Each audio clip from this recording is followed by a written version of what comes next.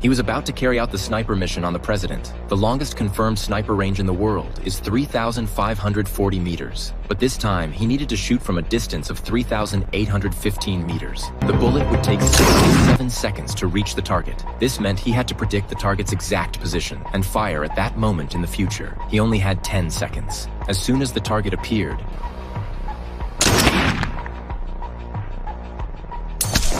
the bodyguards immediately raised their binoculars, searching for the sniper. But he remained still holding his gun, deliberately creating a reflection to catch their attention, waiting for their gazes to land on him. Once they confirmed his identity was exposed, he would then put the sniper rifle in his briefcase, load a time bomb, and activate the fire alarm system to leave the scene. Next, he walked to the car that was already prepared, started it up, and drove off, passing right by some police officers. By the time the police reached the building, he had quietly arrived at the parking lot where his backup car was parked, because he had already hidden the real escape vehicle. After switching cars, he immediately blew up the previous vehicle. Leaving the scene when the SWAT team entered, they received the gift he left for them. A massive explosion destroyed all fingerprints and evidence. He had vanished without a trace, like a ghost. That night, he had already reached the border. By now, the police had set up strict checkpoints, even stricter than before. But he had prepared for this, disguised as an antique collector. He bought an exquisite chessboard. When the police checked him, he cleverly used the chessboard to distract them, successfully diverting their attention. Not long after, he passed the checkpoint without issue. The next day, he arrived in Paris, France. A full day had passed, but he still hadn't received the remaining payment. So he went to an internet cafe,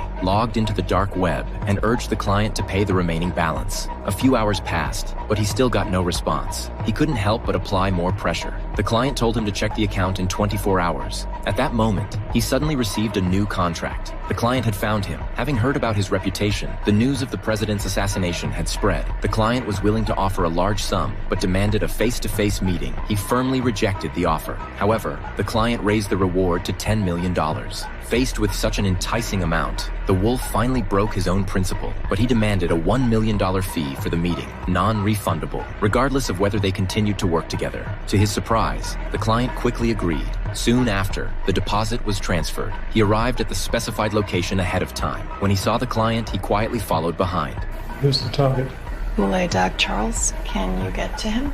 I mentioned a guide price of $10 million.